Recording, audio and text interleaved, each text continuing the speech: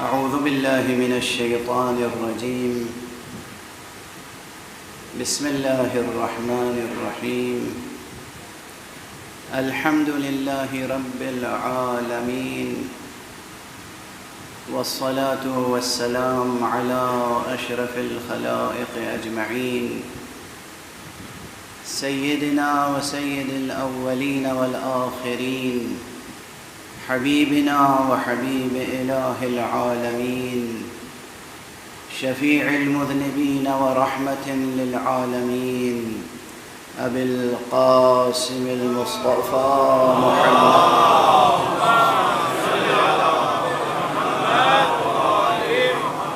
وعلى أهل بيته الطيبين الطاهرين الهداة المهديين المعصومين المظلومين، واللعنة الدائمة على أعداء الحق والدين. أما بعد، فقد قال الله تعالى عز اسمه في محكم كتابه ومتقن خطابه: بسم الله الرحمن الرحيم، والفجر وليال عشر، والشفع والوتر، والليل إذا يسر، هل في ذلك قسم لذي حجر. صدق الله العلي العظيم. اللهم صل على محمد وآل محمد. جو بھی اہل توحید ہے اور جو بھی حقیقت توحید میں اہل تحقیق ہے، اور جو بھی میخانہ توحید میں صاحب ذوق ہے،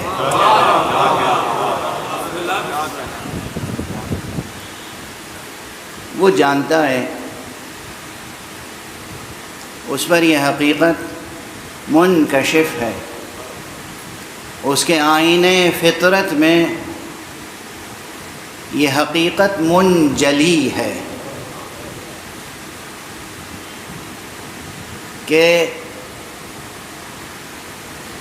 فجر ازل سے فجر ابد تک ایک ہی نور کی تابانی، فجر ازل سے فجر ابد تک ایک ہی نور کی تابانی، روشن کرتی جاتی ہے ہر سورج چاند کی پیشانی۔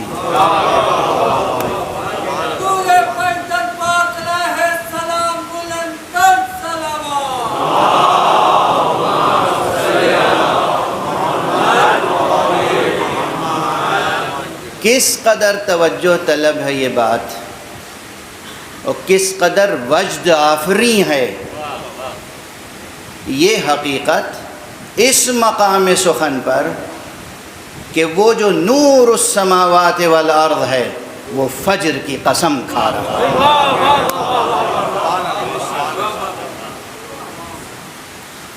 ایک موقع یہ ہوتا ہے کہ کوئی ادیب، کوئی شاعر، کوئی خطیب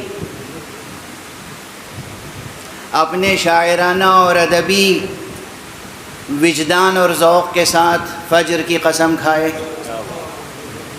اور ایک موقع یہ ہے کہ وہ جو نور السماوات والارض ہے وہ فجر کی قسم کھائے۔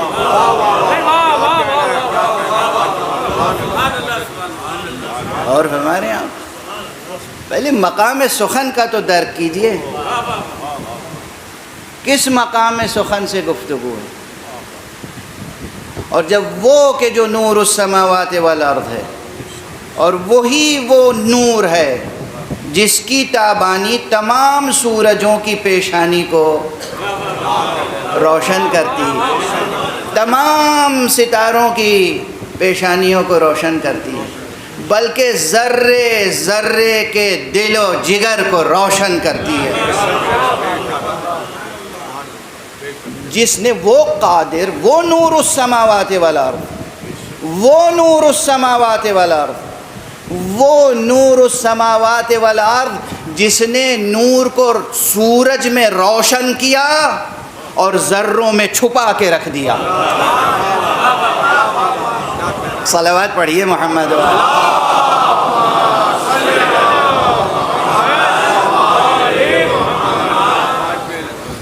سورج کے چہرے پر نور روشن ہے، آشکارا ہے، لیکن ذرے ذرے میں بھی نور پوشیدہ ہے۔ اب یہ حقیقت سمجھانے کے لیے اس دور میں تو کسی تفصیل کی ضرورت بھی نہیں ہے۔ سائنس کا دور ہے، ایٹمی سائنس کا دور ہے۔ کسی بھی ذرے کا جگر چاک کیجئے تو روشنی پھوٹتی ہے۔ اس نے سورجوں میں روشنی کو آشکارا رکھا، ذرے ذرے میں روشنی کو چھپا کے رکھا، اور قلب بشر کو ایسا بنایا کہ اگر وہ تربیت پا جائے، اگر وہ بادئ توحید سے سرشار ہو جائے تو جب چاہے نور آشکارا کرے، جب چاہے غیب میں نور کو چھپا لے۔ یہ قلب بشر میں کیفیت ہے، یہ قلب انسانی کی کیفیت ہے۔ یہ قلب بھی کس نے بنایا؟ جس نے اس سورج کو بنایا ہے اور جس نے ان ذروں کو بنایا ہے، اسی نے اس دل کو بنایا ہے۔ اس لیے اس دل کی بہت قدر و قیمت ہے۔ جوانان عزیز، بزرگان محترم، میری مائیں بہنیں سن رہی ہیں، اپنی آغوش میں تربیت پانے والے بچوں کے دل پر نظر رہے۔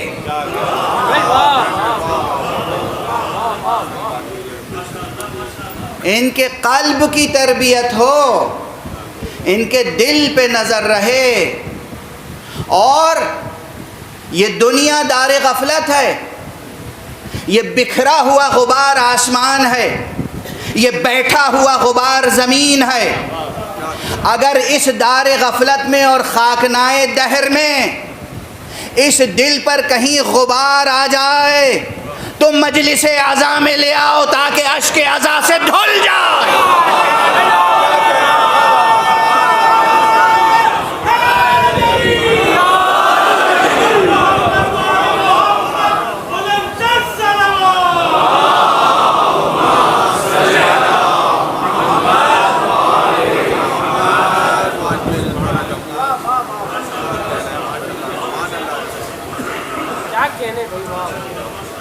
غور کرنا کہ پروردگار نے تمہیں دل تو عطا کیا ہے، یہ آنکھیں کس لیے عطا کی ہیں؟ آنکھیں عطا کی ہیں دیکھنے کے لیے، تو اس میں آنسو کیوں آتے ہیں؟ غور کرنا، آنسو آتے ہیں تو اس کی کوئی حکمت ہوگی، اور آنکھوں کا تعلق دل سے ہے، تو یہ آنسو بیکار نہ جائیں۔ ان کا کام یہ ہے کہ آئینہ دل پر جلا کرتے رہیں۔ لیکن ہر آنسو آئینہ قلب بشر کو مصفا نہیں بنا سکتا۔ وہی آنسو دل کی تجلی کا سر و سامان کرتا ہے، جو آنسو عشق خدا کے ساتھ غم محمد و آل محمد میں رواں ہوتا ہے۔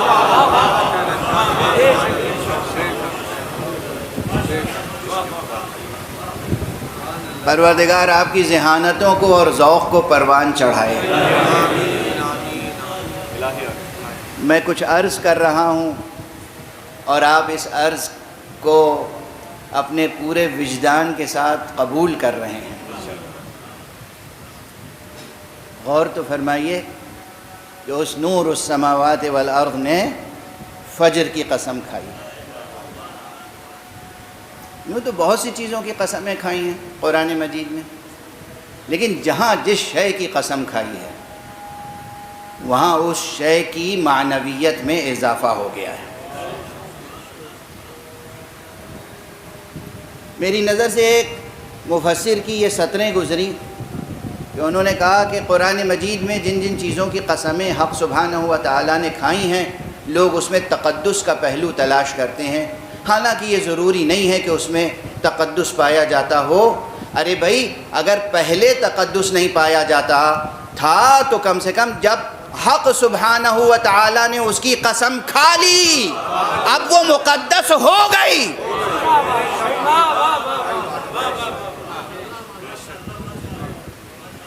اسی سورہ فجر کی تفسیر میں خامہ فرسائی کی گئی ہے،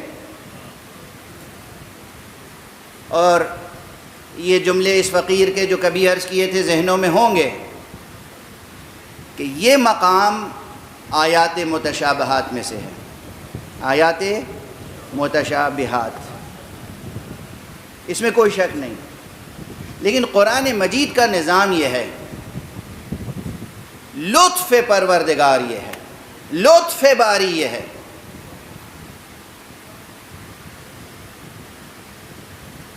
دیکھیے انشاءاللہ آپ میں سے ہر ایک کو سچی محبت کا تجربہ ہوگا،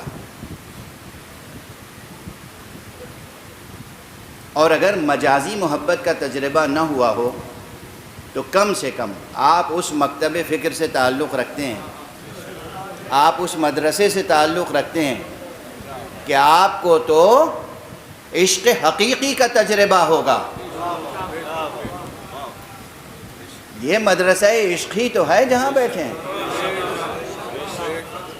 یہ جسے آپ مدرسہ اعضاء کہتے ہیں، یہ جسے آپ مکتب ولا کہتے ہیں، یہ مدرسہ عشق ہے، مدرسہ عشق حقیقی. تو اگر عشق کا تجربہ ہو تو عاشق اور معشوق کے درمیان عجیب منزل پر آپ کے ذہن و ذوق کو لانا چاہ رہا ہوں. عاشق اور معشوق کے درمیان مقام سخن میں کچھ کیفیتیں ہوتی ہیں. کبھی یہ ہوتا ہے کہ عشق کی تابانی دکھائی جائے، معشوق عاشق کے قلب و نگاہ پر تجلی کرے، اور کبھی یہ بھی تقاضائے عشق ہوتا ہے کہ تجلی کو پردوں میں چھپا دیا جائے. جہاں اللہ سبحانہ و تعالی نے بے نقاب کیا ہے امر الہی کو وہ محکمات ہیں، جہاں کچھ حجاب ڈال دیا ہے وہ متشابہات ہیں.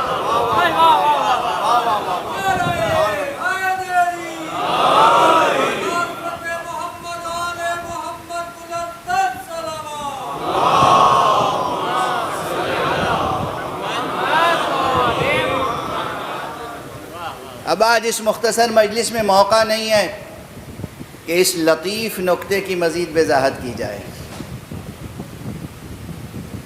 بھئی کبھی عشق کی تجلی آشکارا ہوتی ہے اور کبھی حجابات کی ضرورت ہوتی ہے.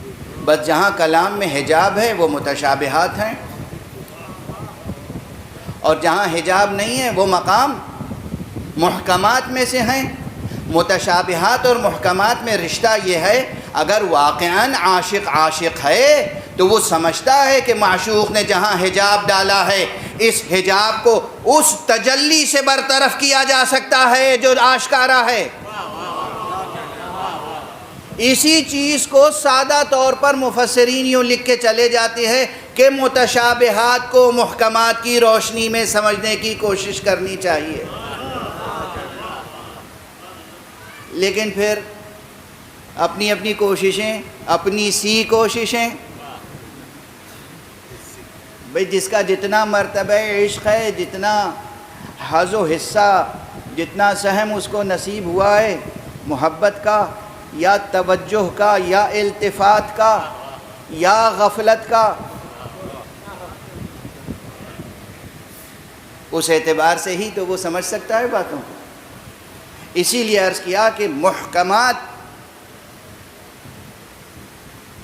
اپنی جگہ محکم ہیں، لیکن متشابہات میں مقام تفسیر میں امکانات کا دروازہ کھلا ہوا ہے.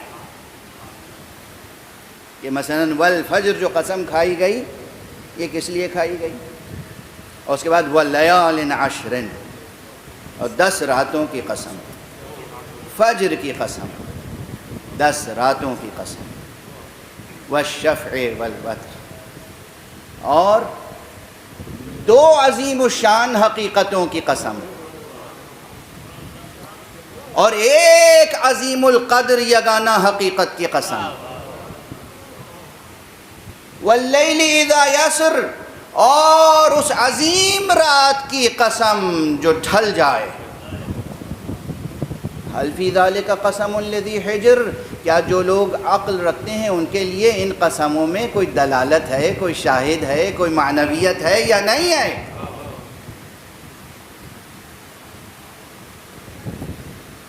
آج اس مجلس میں مختلف اور متفاوت ذوق کے افراد ہوتے ہیں، سب فلسفی تو نہیں ہوتے، سب دیوان معرفت کے ڈکشن پر نظر رکھنے والے نہیں ہوتے، اس لیے گفتگو جو ہے وہ اس طرح کرنی پڑتی ہے کہ کچھ نہ کچھ تبرک معنی سب لے کر جائیں۔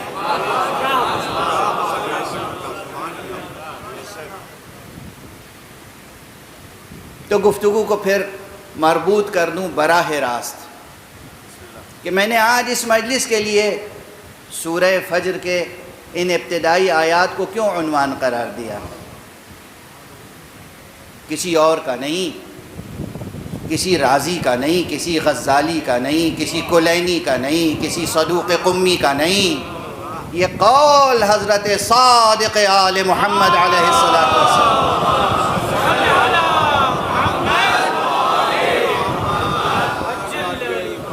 جس میں فرمایا ہے کہ سورہ فجر سورہ حسین ابن علی ہے۔ کیا نسبت ہے! تیزی سے ایک جملہ عرض کر دوں، قرآن مجید میں اور صحائف عرفانیہ میں، معرفت کے صحیفوں میں، معرفت کی اپنی زبان ہوتی ہے نا۔ اب میں کیسے جوانوں کو، یہ جو سائنس کے اسٹوڈنٹس ہوں گے یہاں پر، ان کو سمجھاؤں کہ ایک ہی لفظ ہوتا ہے اور اس کے معنی بالکل مختلف ہوتے ہیں۔ اب عام لوگوں کے لیے ٹرانسلیشن کا لفظ کیا ہے؟ یعنی ترجمہ، لفظوں کا ترجمہ، ٹھیک ہے نا، انگریزی سے اردو میں۔ اور جو بچے جینیٹکس میں، بائیولوجی میں، جینیٹکس میں کام کرتے ہیں، ان کے لیے پوچھیے گا ٹرانسلیشن کی ڈیفینیشن کیا ہے۔ لفظ ایک ہے مگر معنی میں زمین تا آسمان فرق ہے۔ وہاں وہ کروموزومز کا اپنا ایک ری ایکشن کا سلسلہ ہے جسے ٹرانسلیشن کہتے ہیں، اور یہاں الفاظ کو ایک زبان سے دوسری زبان میں منتقل کرنے کو ٹرانسلیشن کہتے ہیں۔ تو لفظ ایک ہے مگر معنی میں کتنا تفاوت اور فرق ہے۔ اسی طرح ہماری عام زبان میں جو الفاظ ہیں، کبھی کبھی وہی الفاظ معرفت کی کتابوں میں، معرفت کے صحیفوں میں بھی مل جاتے ہیں مگر معنی بہت مختلف ہیں۔ یہاں جب ہم کبھی کہتے ہیں دن اور رات، تو مراد ہے دن اور رات، یہ جو گزر جانے والے ہیں، یہ جو لمحہ لمحہ بکھرتے ہوئے وقت کا مجموعہ ہے، اسے ہم دن اور رات کہتے ہیں۔ اور جب صحیفہ معرفت میں کسی کے لیے دن کا لفظ استعمال ہوتا ہے تو وہ ہمیشہ ہمیشہ سرمدی ثبات کے ساتھ قائم رہنے والے وجود کو کہتے ہیں۔ یعنی کبھی فجر کے بعد طلوع ہونے والے آفتاب اور شام کو غروب ہو جانے والے آفتاب کے درمیان کی ساعتوں کو دن کہتے ہیں، اور کبھی اس ذات کو دن کہتے ہیں کہ جو طلوع ہو جائے تو کبھی غروب نہیں ہوتی۔ صلوات پڑھتے ہیں محمد۔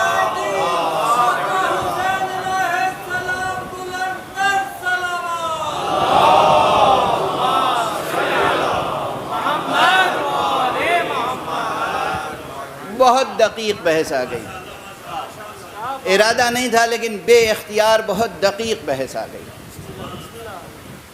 یعنی قرآن جب واللیل کہے تو عجب نہیں کہ کوئی ایسی مقدس ہستی مراد ہو جو ہمیشہ نقاب میں رہتی ہو.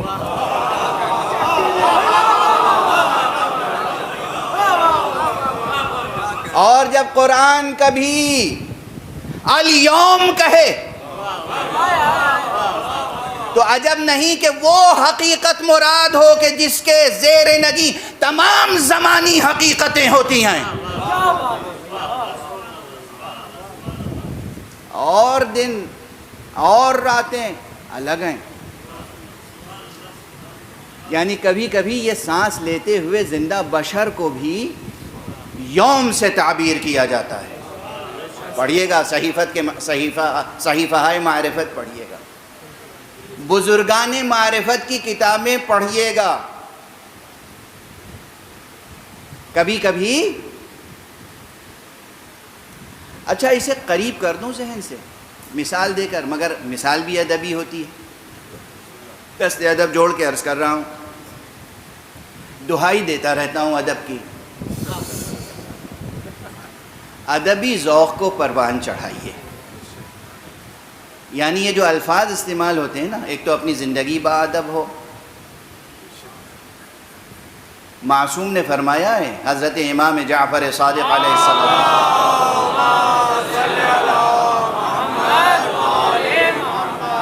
اور حضرت جو فرماتے ہیں وہ فرمان ان کا نہیں ہوتا, وہ فرمان نبوی ہوتا ہے. اور فرمان نبوی نہیں ہوتا, صرف وہ ارشاد الہی ہوتا ہے. فرمایا الدین کلہ ادب, دین تو کل کا کل ادب ہے. ادب نفس, ادب روح, ادب ذہن, ادب نگاہ, ادب کلام, یہ سب محیط ہے ادب. تو زندگی با ادب ہو, نفس با ادب ہو, زبان با ادب ہو. اور اگر کہیں بازاروں میں جا کر مجبوراً بازاری زبان استعمال کرتے ہوں تو کم سے کم اتنا تو کرم کریں کہ ارباب ادب کے درمیان بیٹھ کر ادبی اقدار کا پاس و لحاظ رکھیں.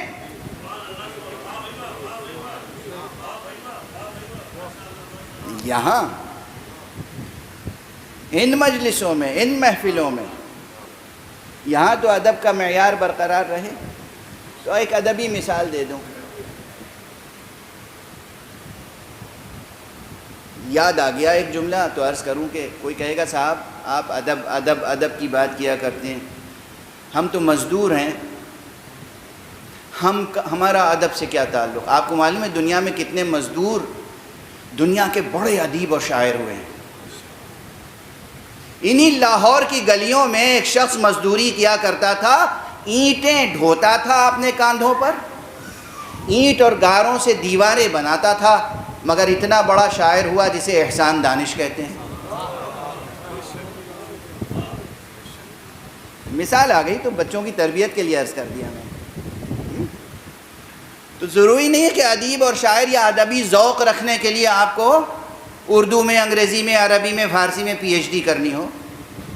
زبان کا لحاظ رکھیے, کچھ آپ لحاظ رکھیے, کچھ بھی آپ لحاظ رکھیے. ایک ذرا سا آپ توجہ کے ساتھ لحاظ رکھیے گا نا تو دست قدرت خود آپ کے دل و دماغ کی تربیت فرمائے گا. توجہ رہے. تو جو مثال دے رہا تھا وہ یہ کہ کبھی کبھی ہمارے درمیان سے کبھی کوئی شخص جب اٹھ جاتا ہے, عموماً تو اعتراف تبھی ہوتا ہے نا جب تک جیتا رہتا ہے, خدمتوں کا اعتراف کم ہوتا ہے. جب کوئی اٹھ جاتا ہے تو پھر خدمتوں کا اعتراف ہوتا ہے. تو کوئی ادیب ہے, شاعر ہے, فلسفی ہے, ایجوکیشنسٹ ہے, کوئی سائنٹسٹ ہے, جب چلا جاتا ہے تو آپ کیا کہتے ہیں؟ یہ ایک شخصیت نہیں تھی, یہ ایک عہد کا نام تھا. بہت عام جملہ ہے, بہت عام جملہ ہے نا کہ یہ ایک شخصیت نہیں بھی تھی بھائی, یہ ایک عہد کا نام تھا. اگر آپ کا ذہن یہاں تک پہنچ گیا کہ کبھی کبھی کوئی ایک شخصیت ایک عہد ہو سکتی ہے,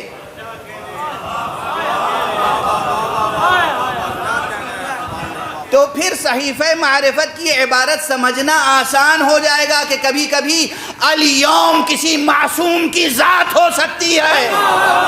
صلوات پڑھ دیں محمد.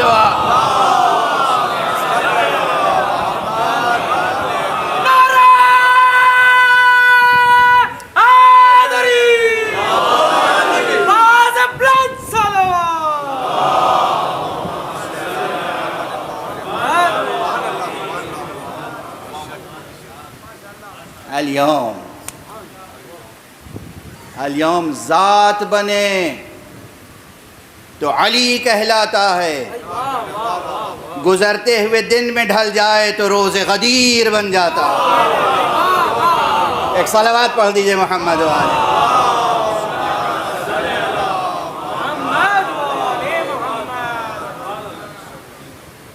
یہ ایام کا جو سلسلہ ہے، بہرحال پلٹ کے وہاں آ جاؤں کہ جہاں سے بات شروع ہوئی تھی۔ قسم کھائی گئی والفجر، فجر کی قسم۔ اب ظاہر ہے اس فجر کے امکانات بہت ہیں کہ کیا کیا ہو سکتا ہے۔ فجر ازل ممکن ہے، فجر وجود ممکن ہے، فجر ایجاد ممکن ہے، فجر ظہور علم ممکن ہے، فجر ظہور عصمت ممکن ہے، فجر ظہور خاتمیت ممکن ہے، فجر ظہور ولایت ممکن ہے، فجر ختم نبوت ممکن ہے، فجر ختم ولایت ممکن ہے۔ یہ سب امکانات ہیں۔ یہ ہر ایک ترکیب جو ہے نا دو کلمات پر مشتمل، یہ ایک ایک تقریر چاہتی ہے۔ اسے گرہ میں باندھ لیجئے گا، اس کی تشریح کے لیے ایک ایک تقریر کم سے کم درکار ہے۔ تو فجر کی تفسیر میں امکانات بہت ہیں۔ اور اس کے بعد پھر وَلَيَالٍ عَشْرٍ، اور 10 راتوں کی قسم۔ بہت فکر انگیز بات ہے کہ یہ پورے 360 دنوں کے سال میں یہ 10 راتیں کون ہیں جن کی قسم کھائی گئی؟ اور یہ بھی یاد رکھیے گا کہ یہ ازل سے ابد تک جاری و ساری سلسلہ زمان و مکان میں ہر سال یہ 10 راتیں دہرائی نہیں جاتی ہوں گی۔ یہ کچھ 10 راتیں ہیں جو پورے تقویم تخلیق عالم و آدم میں ایک امتیاز رکھتی ہیں، اور اسی لیے قسم کھائی گئی۔ وہ بحث الگ ہے، بیٹھیں گے مکتب میں تو کر لیں گے کہ یہاں نکرہ کیوں ہے اور کیا نکرہ ہے اور کیا معرفہ ہے۔ والفجر میں الف لام ہے تو یہ معرفہ ہے، اور واللیال عشر میں تنوین ہے تو یہ نکرہ ہے۔ تنوین ہمیشہ نکرہ ہی کے لیے تو نہیں ہوتی، تنوین تعظیم کے لیے بھی ہوتی ہے۔ یہ بحثیں مکتبی ہیں، بالکل مکتبی۔ یہ اس لیے کہہ دیا کہ وہ حضرات جو سن رہے ہوں گے ادبی ذوق کے ساتھ، عربی ذوق کے ساتھ، ان کے لیے ایک اشارہ ہو جائے۔ امام فخر الدین رازی امام مفسرین مانے جاتے ہیں، امام ادب ہیں، امام منطق ہیں۔ جناب فخر الدین رازی ان کا علمی دنیا میں ایک مرتبہ ہے۔ انہوں نے اپنی تفسیر میں، اور تفسیر بہت مشہور ہے، اس تفسیر میں 3 اقوال صرف لکھے ہیں ان آیات کی تشریح میں۔ اس آیت وَلَيَالٍ عَشْرٍ، جس میں دوسرا قول یہ ہے کہ مراد اس سے محرم کی 10 راتیں ہیں، پہلی محرم سے لے کر اور 10ویں محرم۔ یہ کس کا قول میں نے نقل کیا آپ کے سامنے؟ جناب فخر الدین رازی کا۔ جناب فخر الدین رازی فقہ جعفریہ کے پابند نہیں تھے، حالانکہ ان کی تفسیر میں جا بجا محبت اہل بیت کی تجلیاں ہیں۔ مولا امیر المومنین علی ابن ابی طالب علیہ السلام کے فضائل، مناقب، مراتب کی طرف اشارے انہوں نے کیے ہیں، اور یہ بھی ہے کہ حضرت امیر المومنین علیہ السلام پر جو ظلم تاریخ میں ہوا اس کی طرف بھی اشارے ہیں، اور بہت صاف اور صریح لفظوں میں اشارے ہیں۔ جناب فخر الدین رازی کی کتاب تفسیر میں تو انہوں نے ارشاد فرمایا ہے کہ وَلَيَالٍ عَشْرٍ، یہ 10 راتوں سے مراد، ایک قول یہ ہے کہ محرم کی 10 راتیں ہیں جن میں ایک دن آخری دن روز عاشورہ ہے۔ اب ذرا ٹھہر جائیے یہاں پر۔ ایک قول میں نے حضرت صادق آل محمد امام جعفر صادق علیہ السلام کا نقل کیا آپ کے سامنے، آپ کا ارشاد گرامی، آپ کی حدیث کہ مکمل یہ پورا سورہ حسین ابن علی ہے، والفجر سے لے کر آخر تک 30 آیتیں ہیں اس میں، 30 آیتیں. اور دوسری طرف جناب فخر الدین رازی کا یہ قول کہ 10 راتوں سے مراد محرم کی 10 راتیں. اب آپ توجہ فرمائیے کہ باقی مفسرین کے لیے یہ آسان نہیں ہے کہ وہ محرم کو، کربلا کو، آقا امام حسین علیہ السلام کے تذکرے کو نظر انداز کر کے گزر جائیں یہاں سے. اور اگر گزرا کوئی تو یہ خلاف منصب تحقیق ہے، وہ متفق ہو یا متفق نہ ہو، مگر وہ اس مقام سے مکمل طور پر انحراف کر کے نہیں گزر سکتا. اور کسی بھی مقام کی تفسیر، خاص طور سے وہ لوگ جو قرآن مجید میں ایک مخصوص نظم کے قائل ہیں، نظم کے تو ہم بھی قائل ہیں مگر ہم نظم مشیت کے قائل ہیں، ہم نظم مشیت کے قائل ہیں. لیکن جو لوگ ظاہری نظم کے قائل ہیں انہیں یہ غور کرنا چاہیے کہ ایک سورہ ہے، اس سورے کے مطلع کو دامن میں، اس کے وسط میں، اس کے ذیل میں جو آیتیں ہیں ان سے جدا کر کے اس کی تفسیر کیسے مکمل ہو سکتی ہے. اور جب سورہ آگے بڑھتا ہے تو اس میں کون سی آیتیں ہیں، کن کرداروں سے روشناس کیا گیا ہے؟ والفجر وليال عشر والشفع والوتر والليل إذا يسر هل في ذلك قسم لذي حجر ألم تر كيف فعل ربك بعاد إرم ذات العماد. یہ جو عاد اور اس کے بعد ثمود اور اس کے بعد فرعونوں کا تذکرہ ہے اور ان کے انجام کا تذکرہ ہے، یہ کس لیے تذکرہ ہے؟ تاکہ انسانوں کو، انسانی معاشرے کو، قرآنی معاشرے کو یہ بات بتا دی جائے کہ نظام قدرت میں، مقاصد الہیہ میں، مقاصد قرآنیہ میں ظلم کی کوئی گنجائش نہیں ہے. اہداف الہی میں، اہداف قرآنی میں، مقاصد قرآنی میں قیام عدل سب سے بڑی چیز ہے. قیام عدل، قیام انصاف، قیام قسط، عادلانہ معاشرہ ہو اور ظلم کے خلاف آواز بلند کی جائے. خدا کو نہ ظلم پسند ہے نہ ظالم. خدا کو وہ مظلوم بھی پسند نہیں ہے جو ظلم کا حصہ بن جائے. خدا کو وہ مظلوم عزیز ہے جو آخری سانس تک ظلم کا صبر و رضا و شجاعت و استقامت کے ساتھ مقابلہ کرتا رہے.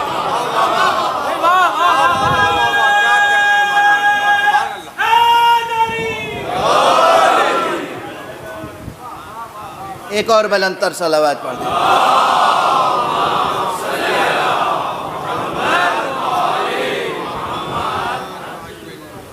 نہ ظلم پسند ہے نہ ظالم،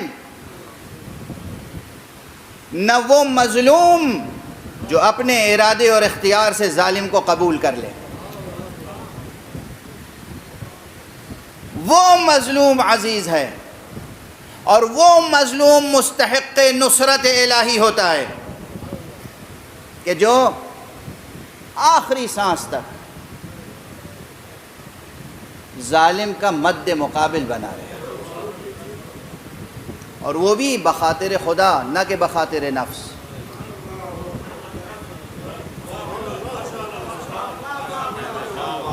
ظالم کا مقابلہ اپنی خاطر نہیں، خدا کی خاطر. یہ خیال رہے. اسی لیے بات میں نے اہل توحید کے کلمے سے شروع کی تھی.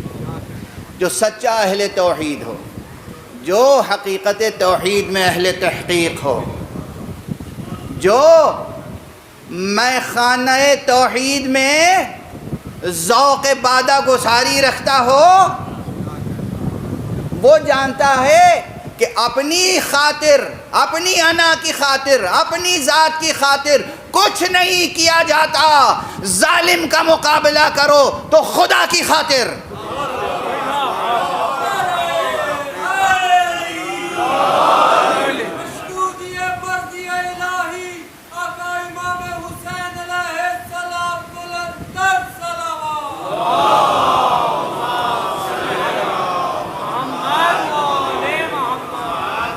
اور یہی سبب ہے، بس تیزی سے اب مثال دے کر گزر جاؤں، آپ کا ذوق ولا تو یوں ہی جوش پر رہتا ہے۔ دو بہت بڑے نام ہیں پوری تاریخ بشریت میں، جنہوں نے جب بھی تلوار اٹھائی تو خدا کی خاطر، تلوار نیام سے نکالی تو خدا کی خاطر، تلوار نیام میں رکھی تو خدا کی خاطر۔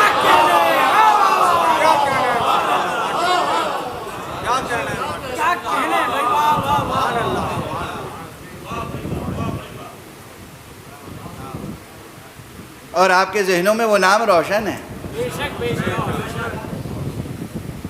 یہ وہ نام ہیں، یہ دونوں نام اتنے روشن ہیں، یاد رکھنا یہ اس فقیر کا جملہ، یہ دو نام اتنے روشن ہیں، اتنے روشن ہیں، اتنے روشن ہیں کہ کائنات مادی کے تمام سورجوں کو گہن لگ جائے تب بھی یہ نام چمکتے رہتے ہیں۔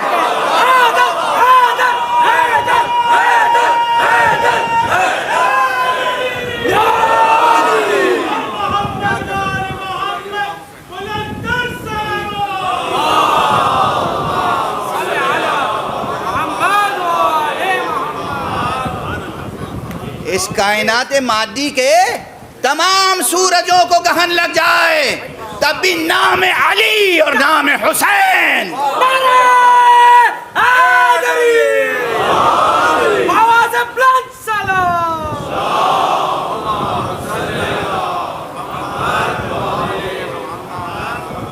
یہ دونوں نام روشن رہتے ہیں۔ اتنی روشنی ہے ان ناموں میں کہ تاریخ کی تاریکی میں ہر ٹھوکر کھانے والا یا علی کہہ لے تو ہدایت کا راستہ کھل جائے۔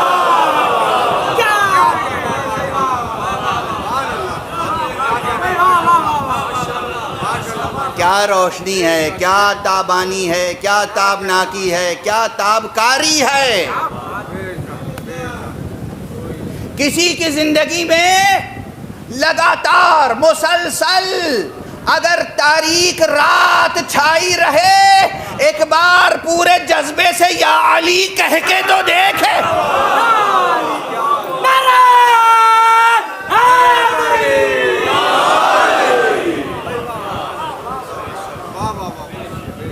زندگی کی تاریک راتوں میں یا علی کہہ کے دیکھو کیسے پھر فجر نمودار ہوتی ہے۔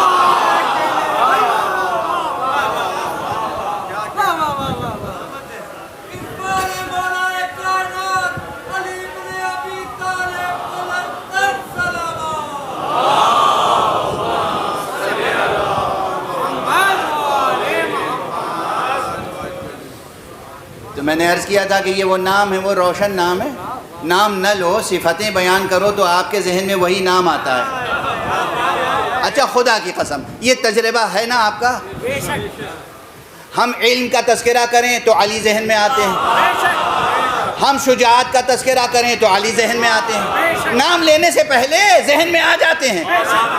شجاعت کا تذکرہ کریں، صبر کا تذکرہ کریں، تسلیم و رضا کا تذکرہ کریں، علم کا تذکرہ کریں، ثبات قدم کا تذکرہ کریں، اور میدان حرب میں فتح کا تذکرہ کریں، میدان صلح میں صلح کا تذکرہ کریں۔ ہم تذکرہ کہیں کریں کسی امر کا، کسی قدر کا، کسی حقیقت کا، نام علی ذہن میں روشن ہو جاتا ہے۔ جب آپ کی کیفیت یہ ہے تو پھر ہم سے کیوں پوچھتے ہیں قرآن میں علی کا نام کیوں نہیں ہے؟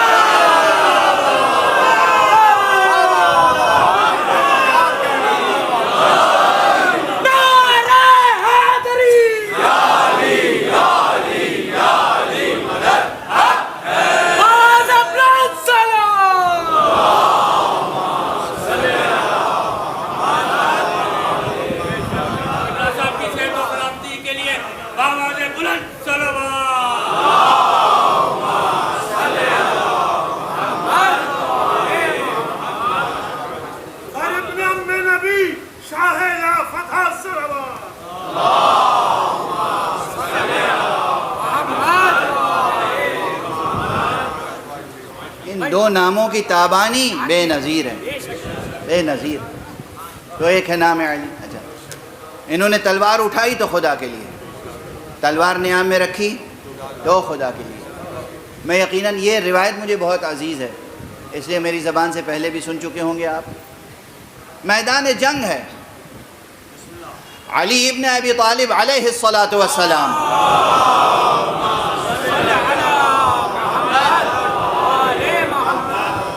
حکم خدا و رسول سے مصروف کارزار ہیں، یعنی گئے ہیں میدان میں خدا کے لیے، تلوار اٹھائی ہے خدا کے لیے.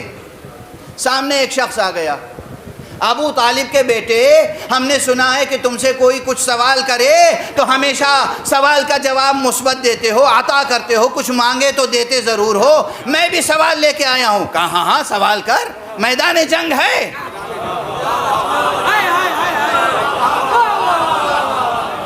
میدان جنگ ہے، کہا اپنی تلوار دے دیجئے. بے دریغ ایک لمحہ، یعنی جسے کہتے ہیں پلک جھپکنے کی دیر نہ ہوئی، یہ لے تلوار. دوسرے تلوار سے کاٹتے ہیں علی اپنی عطا سے، وہ ضرب لگاتے ہیں کہ کافر مومن ہو جاتا ہے، کفر کٹ کے رہ جاتا ہے.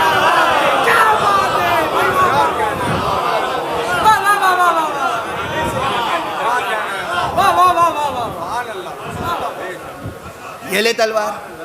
اس نے تلوار لے لی، ایک ہاتھ میں اس کی اپنی تلوار، ایک ہاتھ میں مولا کی تلوار، اور اس کے بعد کہتا ہے کہ یا علی یہ بتاؤ اب تم کو مجھ سے بچانے والا کون ہے؟ علی کس کے لیے آئے تھے؟ اللہ کے لیے، توحید کے لیے. علی نے تلوار اٹھائی تھی کس کے لیے؟ اللہ کے لیے. عطا کیا کس کے لیے؟ اللہ کے لیے. کہا وہی جس نے اب تک تجھ کو میری تلوار سے بچایا.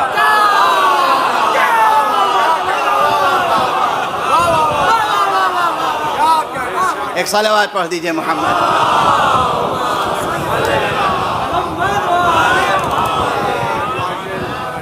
وہی مجھے تجھ سے وہی بچائے گا جس نے اب تک تجھ کو میری تلوار سے بچایا.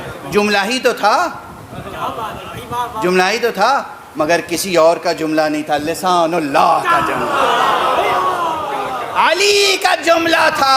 علی کا جملہ.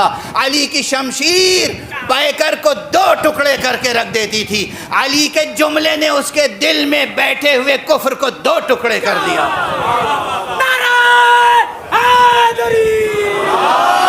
قدموں پہ تلوار رکھی، اپنی تلوار بھی رکھ دی، مولا کی تلوار بھی. کہا اشہد ان لا الہ الا اللہ واشہد ان محمد رسول اللہ. صلوات پڑھ دیں محمد.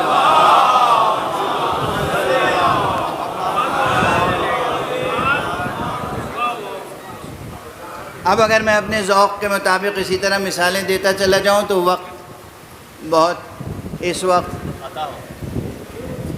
درکار ہوگا، اس لیے بس دامن بیان کو سمیٹتا ہوں. جو شان مولا امیر المومنین کی ہے وہی شان مولا امام حسن کی، وہی شان مولا امام حسین کی.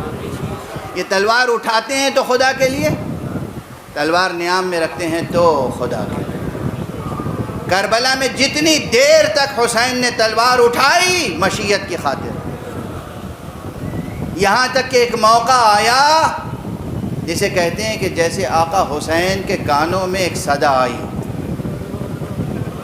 یا ایتھا النفس المطمئنہ ارجعی الی ربک راضیۃ مرضیہ. اسی سورہ فجر کی آخری آیتیں، اسی سورہ فجر کی، سورہ حسین ابن علی. اے نفس مطمئنہ پلٹا اپنے رب کی طرف. حسین دنیا میں بہت جہاد کر لیا، اب آ جاؤ اپنے رب کی بارگاہ میں آ جاؤ. حسین اپنے رب کی بارگاہ میں آ جاؤ. وہ تلوار جو خدا کی خاطر چل رہی تھی اب وہ تلوار نیام میں چلی گئی. گویا کہ معشوق حقیقی کی آواز سنی اور سر سجدے میں جھک گیا. خدا ناشناسوں نے جو یہ منظر دیکھا، یہ کیا ہوا؟ ابھی تک تو حسین جنگ کر رہے تھے، جہاد کر رہے تھے، تلوار چلا رہے تھے، یہ حسین سجدہ کر رہے ہیں، حسین سر نہڑائے ہوئے ہیں، بھاگی ہوئی فوج پلٹ آئی۔ منظر میدان کا بدل گیا۔ تیزی سے کچھ جملے عرض کروں گا بس، تحقیق کیجئے گا، تاریخ کی کتابیں پڑھیے، تذکرے پڑھیے، روایتیں پڑھیے، خوب تحقیق کیجئے، بلا تحقیق کلام نہ کیجئے، تحقیق کیجئے۔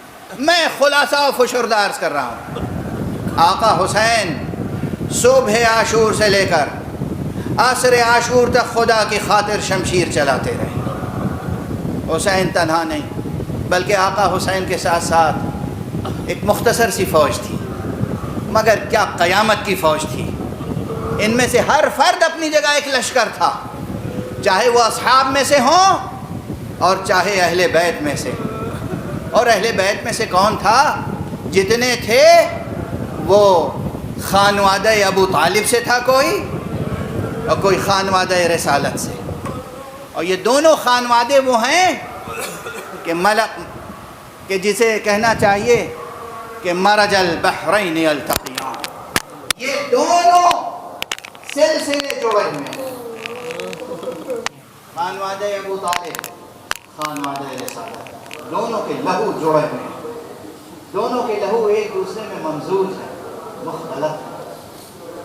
اصحاب ہوں یا بنو ہاشم، اصحاب ہوں یا اولاد عقیل و جعفر، اصحاب ہوں یا اولاد حسن و حسین، ایک کے بعد ایک میدان میں گئے، اور گئے، حبیب گئے، زہیر گئے۔ اور کربلا کی تاریخ غور سے پڑھیے گا تو اندازہ ہوگا کہ تقریباً تمام اقوام و ملل کے افراد شریک ہیں کسی نہ کسی رتبے میں۔ رنگ و نسل کا ہر فرق مٹ گیا کربلا میں۔ جتنے حق شناس و حق طلب تھے سب زیر پرچم حسین آ گئے۔ بے پناہ جہاد کیا سب نے، اکبر نے جہاد کیا، شبیہ ہے پیغمبر اکبر، اور سورج سے سینے پر نیزہ کھا کے اس دنیا سے قاسم نے جہاد کیا، اور چاند سے سینے پر گھوڑوں کی ٹاپوں سے اس طرح پسلیاں چور چور کی گئیں، اتنے زخم کھائے اپنے سینے پر کہ امام حسین کو کہنا پڑا، میرے لال میں تم سے شرمندہ ہوں، تم نے مدد کے لیے پکارا اور میں مدد کے لیے پہنچ نہ سکا۔ اور یہ محضر جہاد و شہادت وہ ہے کہ جہاں اکبر اور قاسم اور عون و محمد سے لے کر اصغر تک، وہاں وہ شیرخوار حسین کا، وہ بھی ایک مجاہد تھا، اور کربلا میں اکبر اصغر سے کمتر نہ تھے اور اصغر اکبر سے کمتر نہ تھے۔ سب قربانیاں پیش کرنے کے بعد آخری قربانی سرکار سید الشہداء کی تھی، آخری قربانی سرکار سید الشہداء کی تھی۔ مجھ میں اب طاقت نہیں ہے کہ تمام مناظر اور تمام مراحل گزارش کروں، بس یہ کہ آقا نے جیسے ہی سر نہڑایا ہے، ایک تیر آیا جو آقا کے سینے پہ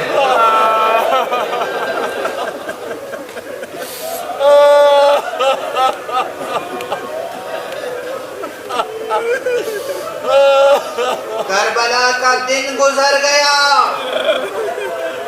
آقا حسین زخم کھا کھا کے فرش سے زمین پر تشریف لائے، سورج کو گہن لگا، سر سید الشہداء قلم کیا گیا، نیزے پہ اٹھایا گیا، ادھر زمین کربلا کو زلزلہ آیا، جناب سید سجاد نے پھوپھی سے کہا ذرا خیمے کا پردہ اٹھائیے گا، پردہ اٹھایا، دیکھا لوگ نیزہ پہ بابا نظر ہے، السلام علیکم یا رسول اللہ۔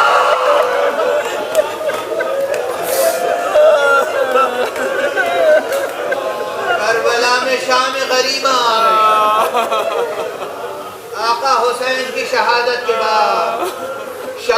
غریبہ آئی، شام غریبہ کے اپنے حوادث بے پناہ ہیں، تاریخ میں چند حوادث ہیں، مگر اہل کشف، اہل شہود، اہل عشق، اہل بلا جب فرش عزا پہ بیٹھتے ہیں تو انہیں ایک ایک منظر نظر آتا ہے۔ ارے جب شام چھا گئی تھی تو بی بی زینب کیسے بچوں کو تلاش کر رہے تھے،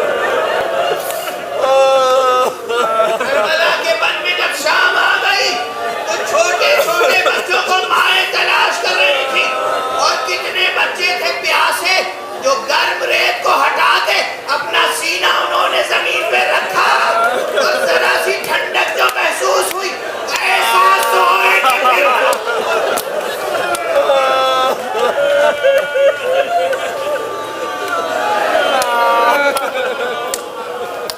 غریبان آل محمد کی شام، عاشقان خدا کی غربت کی شام، کیا ہولناک شام تھی، مگر اس ہولناک، وحشتناک، دردناک، المناک رات میں حسین کا بیٹا علی ابن الحسین زین العابدین سید سجاد نے کس طریقے سے دنیا کی وحشتوں کو دور کیا، اپنا سر خاک پر رکھا، پیشانی سجدہ خالق میں رکھی، اور ایک ہی جملہ تھا، لا الہ الا اللہ حقا حقا، لا الہ الا اللہ ایمانا و تصدیقا، لا الہ الا اللہ عبودیتا و رقا، سجدت لک یا رب عبودیتا و رقا، تعبدا و رقا۔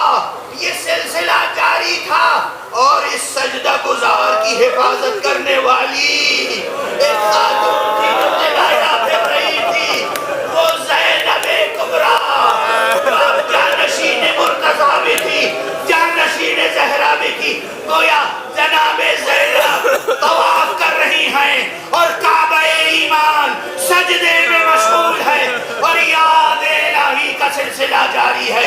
یہ وہ یاد تھی جس نے قیامت تک کے لیے توحید کو بچا لیا۔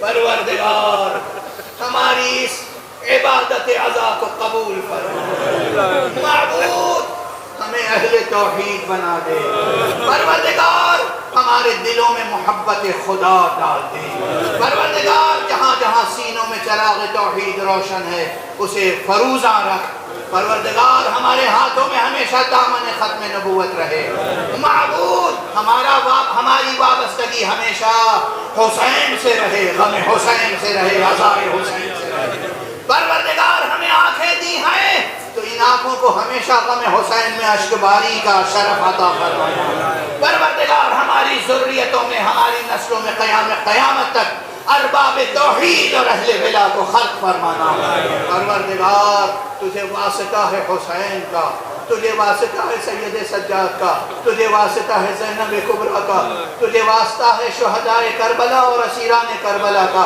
اب اپنے عادل کے پرچم کو لہرا دے، اور امام عادل اپنے ولی آخر کو اذن ظہور عطا فرما، اور ان کے ہاتھوں سے اپنی عدالت و رحمت و رافت کا پرچم لہرا۔